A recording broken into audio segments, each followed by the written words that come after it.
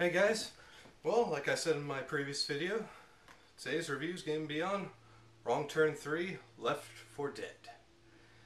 Yeah, that's definitely a pretty good title, I'm going to say that. And basically, since the second movie was so good, you'd have a lot of anticipation to watch this one. But what you're going to experience is a big letdown. And this one, of course, is my least favorite in the series, and I think it's the worst, of course, in the entire series thus far. This was directed by Declan O'Brien, who later did direct 4 and 5. And I will say he did improve on these ones, but these ones, of course, still had their problems, too. They weren't perfect, either. They were better than the third one, I'll say that, though. So, this one, of course, much like the second one's not about characters who take wrong turns. This one is about this cop who's transferring this group of prisoners to another jail. And so they drive around the wooded areas until the mutant hillbilly cannibals, well, this one, of course, is Three Fingers. And so Three Fingers, of course, is in all the Wrong Turn movies. So he takes out the bus that they were being transferred in, and so now the prisoners have more control now. So they take the cops' guns, and so basically they trying to walk out through the woods to find a way out of the woods while basically holding the cops at gunpoint. And of course they come across the cannibals. But the thing about this one is, unlike the other ones, the first one had 3 cannibals. The second one had, let me see, probably about 5 cannibals. This one only had 2, and one of the cannibals, of course, is a little kid one. But that's a little bit of a continuation of the second one, though, because we saw they one of the cannibals gave birth to another mutant cannibal. So and we saw that the last scene, the last image of the second movie was Three Fingers feeding that baby. So we see the baby's grown a little bit. But then that kid one, the kid mutant cannibal, he gets killed basically like that. And so now it's just Three Fingers for the rest of the movie. So I really did not like that whole thing, that it was just basically one mutant hillbilly cannibal for the rest of the movie right over there. One just dies in the first half, then it's one for the rest of the movie.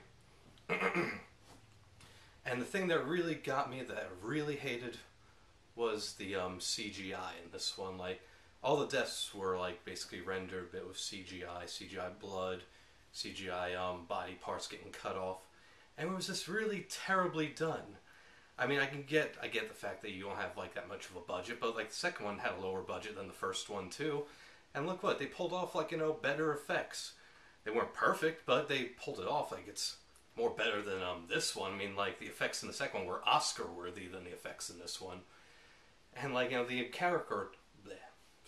the characters weren't even that likable either. It was, because mainly the characters were those prisoners, which of course they were bad people, so you don't really care for them. But of course you do seeing them get killed, so I'll give it that. At least you seeing them get killed.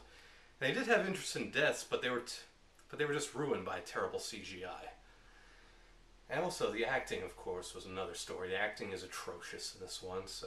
And the ending of the movie was just terribly, too. And they had some, pretty bad, green screen backgrounds in this.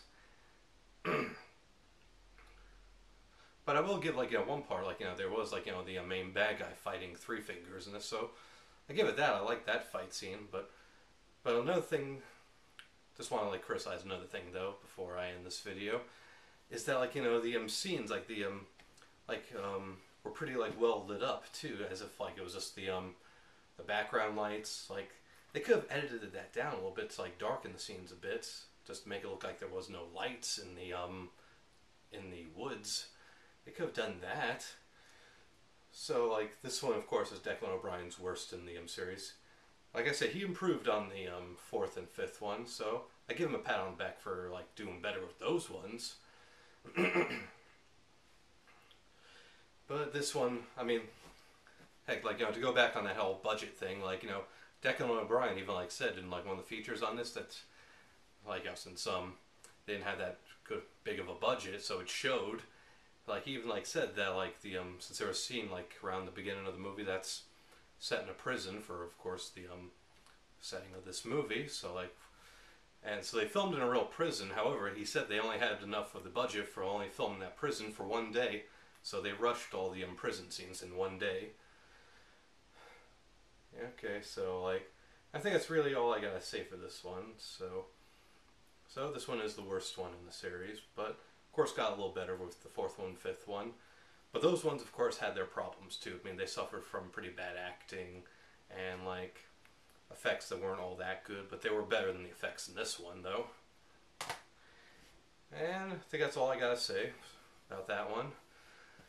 And stay tuned for my review on Wrong Turn 6, so I look forward to watching Wrong Turn 6 and reviewing that. Alright guys, see you then.